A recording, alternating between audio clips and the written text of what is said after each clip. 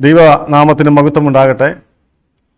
അനുഗ്രഹീതമാകുന്ന നല്ല പ്രഭാതത്തിനായി ഞാൻ കർത്താവിനെ സ്തുതിക്കുന്നു. പ്രഭാതത്തിൽ ഉണരുവാനും ദൈവത്തെ മഹത്വപ്പെടുത്തുവാനും വീണ്ടും നമുക്കൊരു അവസരം കൂടെ ദൈവം നൽകിയ ദൈവകൃപയ്ക്കായി സ്തോത്രം. ഈ പ്രഭാതത്തിൽ എല്ലാവർക്കും എൻ്റെ സ്നേഹവന്ദനം. എല്ലാവരെയും ഈ പ്രഭാത മോർണിംഗ് മന്നായിലേക്ക് ഞാൻ സ്വാഗതം ചെയ്യുകയാണ്. ഇന്ന് പ്രാർത്ഥനയോടുകൂടെ ചിന്തിക്കുവാൻ ആഗ്രഹിക്കുന്ന തിരുവചനം യോഹന്നാന്റെ സുവിശേഷം 17-ാം അധ്യായത്തിൻ്റെ 3-ാമത്തെ വാക്യമാണ് നാം ചിന്തിക്കുവാൻ ആഗ്രഹിക്കുന്നത്. ആ വാക്യം ഞാനിവിടെ വായിക്കുന്നു. ഏക സത്യദൈവമായ നിന്നെയും നീ അയച്ചിരിക്കുന്ന യേശുക്രിസ്തുവിനെയും അറിയുന്നത് തന്നെ നിത്യജീവനാകുന്നു. ദൈവത്തിന് സ്തോത്രം.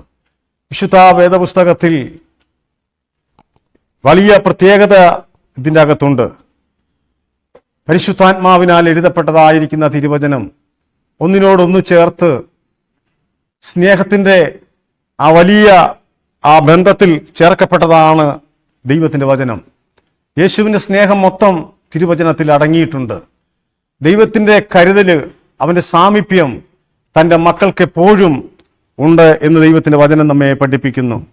അങ്ങനെയെങ്കിൽ തിരുവചനം നാം വായിക്കുമ്പോൾ പ്രാർത്ഥനയോടും വളരെ ഭയഭക്തിയോടും വിശുദ്ധിയോടും വേർപാടോടും കൂടെ ദൈവത്തിൻ്റെ വചനം വായിക്കുന്നുവെങ്കിൽ മറഞ്ഞിരിക്കുന്ന അനേക സത്യങ്ങളെ നമുക്ക് കാണുവാൻ കഴിയും.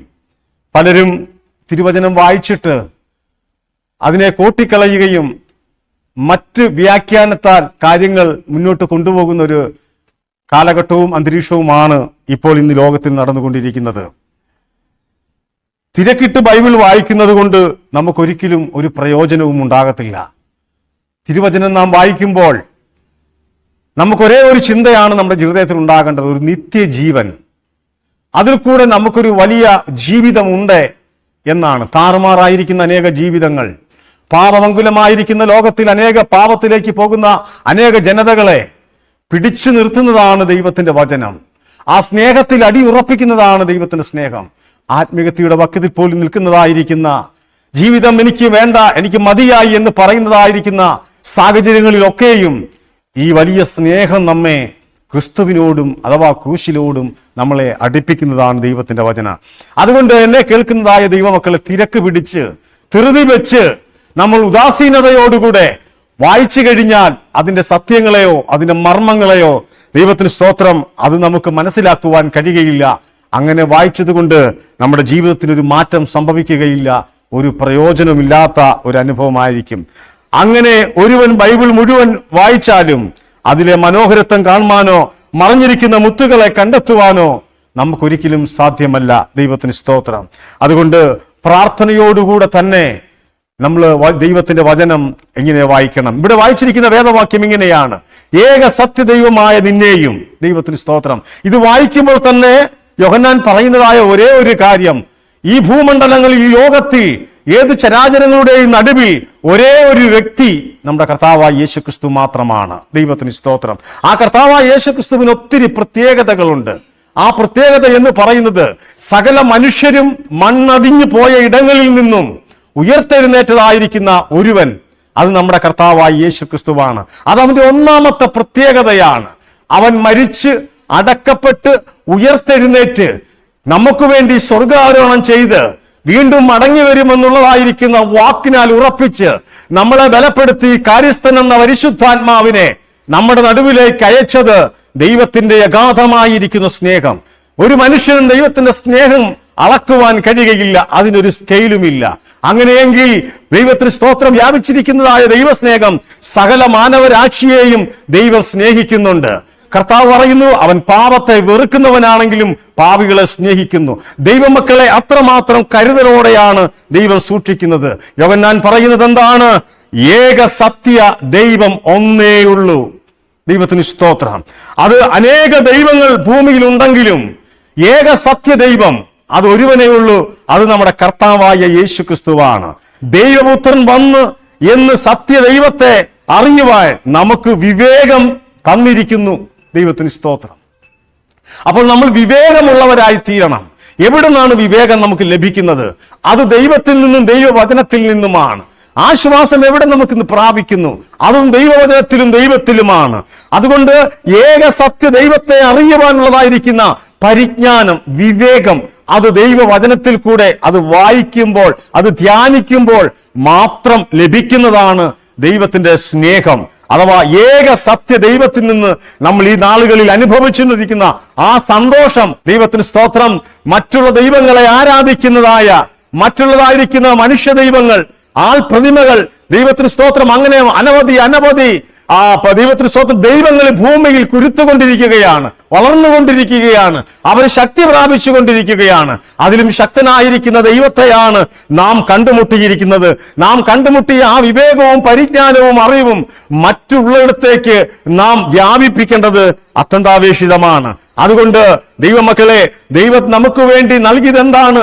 ഒരു വലിയ സൃഷ്ടിപ്പിനെ പറ്റി നാം പഠിക്കുമ്പോൾ ദൈവം നമുക്ക് അനുയോജ്യമായി ജീവിക്കുവാൻ നമ്മുടെ ശാരീരിക അവസ്ഥകൾ, നമ്മുടെ ജീവിത അവസ്ഥകൾ, നമ്മുടെ എല്ലാം നോക്കിക്കൊണ്ട് തന്നെയാണ് ദൈവം നമുക്ക് വേണ്ടി ഒരു വലിയ സൃഷ്ടിപ്പുണ്ടാക്കിയത്. സകലതും നമുക്ക് അനുഭവിപ്പാനും നമുക്ക് ജീവിക്കുവാനും നമ്മുടെ ജീവിതത്തിലേക്ക് ഏറ്റെടുക്കുവാനുമാണ് ദൈവം നമ്മൾ ഒരു വലിയ സൃഷ്ടിപ്പുണ്ടാക്കിയത്. അത് ദൈവത്തിന്റെ വലിയൊരു ജ്ഞാനമാണ്. ദൈവത്തിന് സ്തോത്രം. എങ്കിലും ഈ സത്യദൈവത്തെ സത്യത്തിലും ആത്മാവിലും ആരാധിപ്പാൻ വേണ്ടിയാണ് ഈ ഏക സത്യദൈവത്തെ നാം എന്ത് ചെയ്യണം? ദൈവത്തെ ആരാധിക്കുന്നവരായിരിക്കണം. പിന്നെ നീ അയച്ചിരിക്കുന്ന യേശു ക്രിസ്തുവിനെയും അറിയുന്നത് തന്നെ നിത്യജീവൻ, പിതാവിനെയും പുത്രനെയും അറിയുന്നത് തന്നെ നമ്മുടെ ജീവിതത്തിലെ നിത്യജീവൻ എന്ന് പറയുന്നു. ഒരു നിത്യജീവൻ എന്ന് പറയുന്നത് നമ്മളിങ്ങനെ ചിന്തിക്കും, ഭൂമിയിൽ ജീവിച്ചു, ദൈവത്തിന് സ്തോത്രം ആഡംബരമായി ജീവിച്ചു, നമുക്ക് അനുഭവിക്കാവുന്നതൊക്കെ അനുഭവിച്ച് ഒരിക്കൽ മരിച്ച് അടക്കപ്പെട്ട് ഇങ്ങനെ പോകുമെന്നാണ്. അല്ല, ദൈവത്തിന് സ്തോത്രം. ദൈവം പറയുന്നു, ഞാൻ തന്നെ പുനരുത്ഥാനവും ജീവനുമാകുന്നു, എന്നിൽ വിശ്വസിക്കുന്നവൻ മരിച്ചാലും ജീവിക്കും. ദൈവത്തിന് സ്തോത്രം. ഇവിടെ പറഞ്ഞത് എന്താണ്? ദൈവത്തിന് സ്തോത്രം, നിത്യജീവൻ.